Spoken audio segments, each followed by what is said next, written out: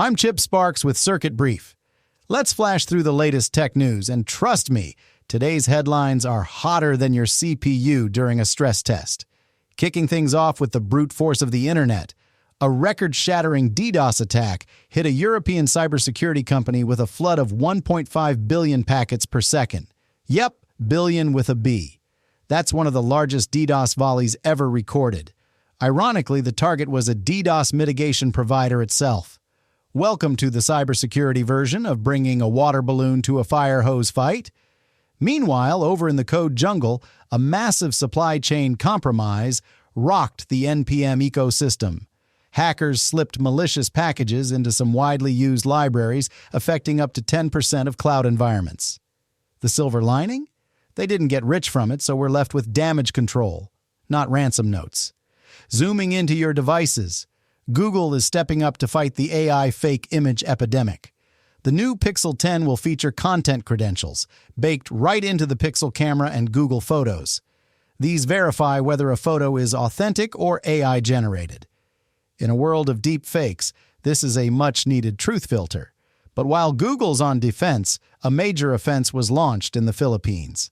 A Chinese state-linked hacking group deployed a nasty piece of fileless malware called Eggstream, targeting Philippine military systems.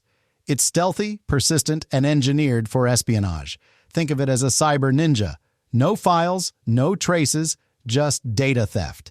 And speaking of lurking threats, a vulnerability in the Cursor AI code editor has been exposed. Repositories can auto-run malicious scripts the moment they're opened. So if you're using AI to boost your code game, make sure it's not secretly turning your dev environment into a Trojan horse. Now, before we go any deeper down the rabbit hole, let me toss you a tool you'll want in your kit, especially if you live in the trenches of tech, the Ultimate USB version 2.1 from bootableusb.com. This little powerhouse features 13 categories and 50 bootable environments. From hacking and forensics to dark web browsing, secure recovery, and even retro gaming, this is the Swiss Army knife of tech. Links in the description. Go grab yours and thank me later. Back to the grid. Jaguar Land Rover confirmed that its recent cyber attack led to actual data theft. The luxury automaker had to shut down systems and even told staff to stay home. Not exactly a joyride when ransomware's behind the wheel, and in the recurring lesson of don't just trust that phone call, the Scattered Spider hacking gang reportedly convinced a help desk to reset passwords and MFA for Clorox employees. No exploits needed, just a convincing voice. The cost? A staggering $380 million in damages. Proof again that social engineering continues to be the easiest path into even the most secure networks. Now for defenders trying to patch things up, Microsoft just released fixes for 80 security flaws, including one in Azure rated a perfect 10 on the CVSS scale. That's not the kind of perfect score you want. They also resolved that nasty streaming lag bug from the August security update, as well as those surprise UAC pop-ups blocking app installs.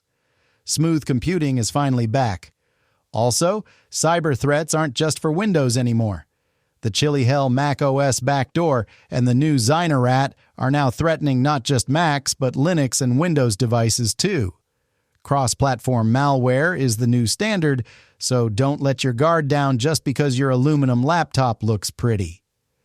And speaking of watching your six, there's a fresh phishing kit on the block. It's called Salty2FA, and it's targeting US and EU enterprises by bypassing two-factor authentication with clever social engineering tactics.